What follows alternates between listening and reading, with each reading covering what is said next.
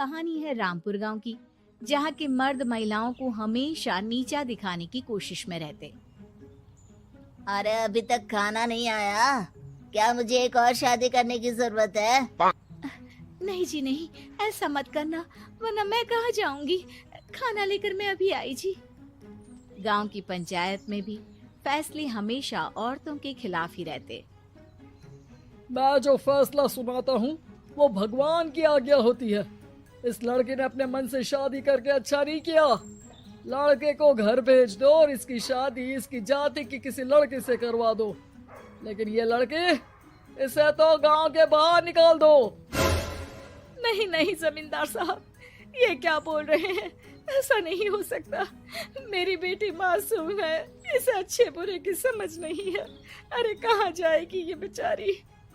कहाँ जाएगी? इतनी चिंता है तो पूरे परिवार का गांव निकाला कर देते हैं। बेचारे पूरे बसे बसाए परिवार को गांव छोड़ना पड़ता है। चाहे जो हो, अगर बेटियों को कंट्रोल नहीं कर सकते तो गांव में रहने का कोई मतलब नहीं है। यहाँ औरतों को दब कर रहना होगा। कोई भी अपने हिसाब से कुछ नहीं कर सकता, सब ईश्वर की मर्जी से ही होगा। तभी गांव का एक आदमी दौड़ा दौड़ा आता है। सरपंच साहब, जमींदार साहब, वो कालिया है ना, उसकी बेटी पढ़ने के लिए शहर जा रही है। अच्छा, ये कब हो गया? और कालिया की हिम्मत कैसे हो गई ऐसा करने की? लेकर आओ उसे और उसकी बेटी को। बस फिर क्या था, हाजिर हो जाते हैं कालिया और उसकी बेटी सरपंच के सामने। अरे कालिया, ये क्या सुनने में आ रहा है? बेटी को इंजीनियर बना रहा है तू? और ये बता, गांव में तो स्कूल नहीं है, फिर कहां से इतनी क्लास पास कर गई तेरी बेटी? राधा, जो कि कालिया की बेटी है, उसे लगता है कि सरपंच उसकी तारीफ कर रहे हैं। सरपंच जी, मैंने ऑनलाइन पढ़ाई की है, डिस्टेंस लर्निंग से। सभी में मैंने अच्छे नंबर पाए हैं, जिसे देखते हुए शहर की इंजीनियरिंग कॉलेज में मुझे स्कॉलरशिप मिली है। वाह जी वाह, क्या होती है ये? पहले तो ये बताओ, फिर आगे की बात करते हैं। पूरा गांव राधा की बात सुन रहा था और राधा बोलती जा रही थी। तो ऐसे मैं फ्री में एक अच्छी शिक्षा लेकर गांव में जो कुछ परेशानियां हैं, जैसे बिजली, पानी और इंटरनेट जैसी समस्याओं के लिए काम करूंगी। मैं गांव को शहर से जोड़ने के लिए पुल का निर्माण करवाने का प्रस्ताव रखूंगी। मुझे पूरी उम्मीद है कि जल्द ही हमारा गांव भी तरक्की की राह पर चल पड़ेगा। राधा की बात सुनकर सारे गांव वाले ताली बजाने लगते हैं।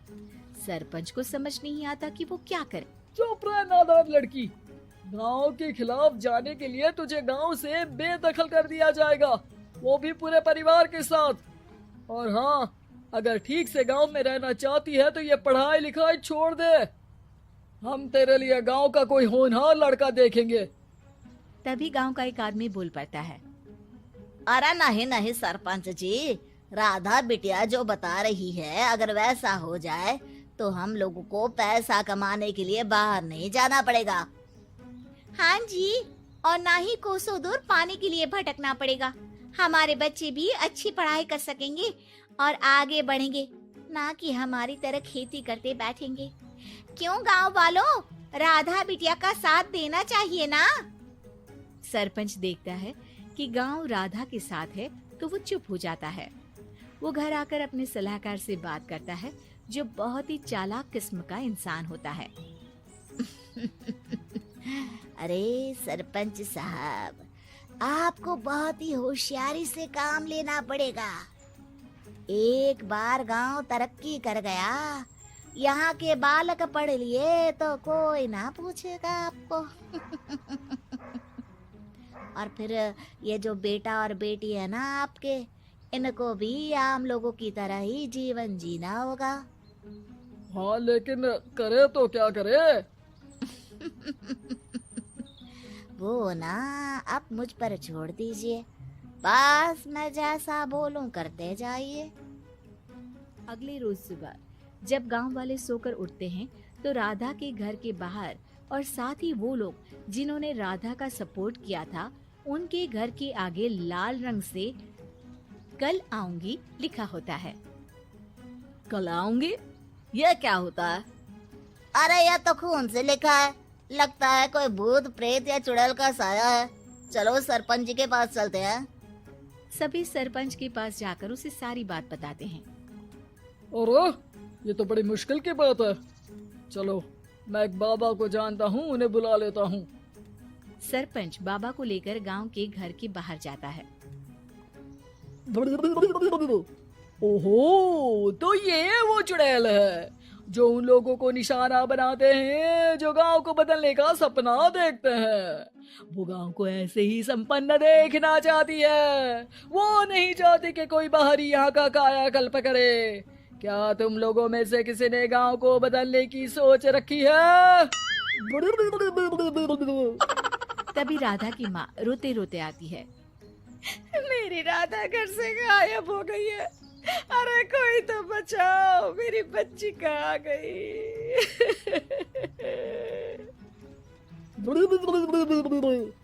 ले गई वो चुड़ैल, तेरी बच्ची को ले गई।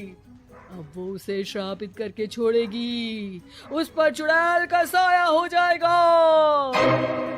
तभी बुरी सी हालत में राधा भी वहाँ आ जाती है। उसके बाल चुड़ैल की तरफ फैले होते हैं और कपड़ों में खून लगा होता है। सभी राधा को देखकर डर जाते हैं। माँ, पता नहीं मुझे कौन उठा कर ले गया था। अरे दूर दूर हो जा चुड़ैल, अब हम लोग इस गांव में नहीं रुकेंगे। अरे कैसे बातें कर रहे हैं आप? कल तो आप मेरे भरोसे गांव का हुलिया बदलने, अपने बच्चों को पढ़ाने और तरक्की उन्नति की बात कर रहे थे, तो आज क्या हो गया आपको? ये फिर तुम लोगों को बहकाएगी।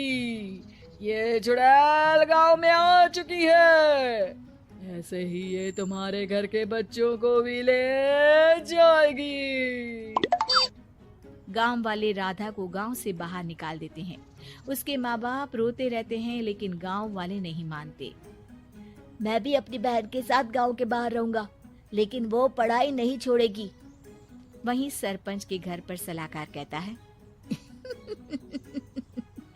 देखा, सांप भी मर गया और लाठी भी नहीं टूटी। लेकिन अगले ही दिन सरपंच के घर के बाहर भी वही शब्द लिखे होते हैं। और फिर सरपंच की बीवी कहती है, हमारी बेटी को किसी ने अगवा कर लिया है। तभी राधा का भाई वहाँ आ जाता है। अरे गांव वालों, मैंने सरपंच जी की बेटी को देखा था। वो चुड़ैल उसे उठाकर ले जा रही थी। अरे क्या मजाक कर रहे हो? नहीं नहीं सरपंच जी, आप नहीं जानते। वो चुड़ैल अब आपकी बेटी में आ जाएगी, जैसे राधा के अंदर आ गई थी। तभी सरपंच की बेटी वैसी ही हालत में वहाँ आती है जैसे राधा आई थी। पापा, पता नहीं कैसे मैं गायब हो गई थी। चुड़ैल, इसके अंदर भी चुड़ैल का साया है, मारो इसे। अरे नहीं नहीं, इसे भी राधा के पास गांव के बाहर ही भेज दो। अरे चुप रहो, मेरी बेटी कहीं नहीं जाएगी और चुड़ैल वुड़ैल कुछ नहीं होता है। अरे कैसे बात कर रहे हो सरपंच जी? आप तो बोल रहे थे कि आपका फैसला भगवान का ज्ञान होता है, तो अपने पर बात आई तो अब आप ऐसे बोल रहे हैं। अरे ना ना ना, आपको अपनी बेटी को त्यागना ही होगा। अरे बुलाओ बाबा को। राधा का भाई बाबा को ले आता है, जिसे अब गांव वालों के डर के कारण सच बोलना पड़ता है। मैं कोई बाबा नहीं हूँ, मैं तो मोची था। ये सलाहकार महोदय ने मुझे कहा था एक्टिंग करने को। वो मुझे पैसे देने वाले हैं। अब मुझे माफ कर दो। गलती हो गई, मुझे माफ कर दो।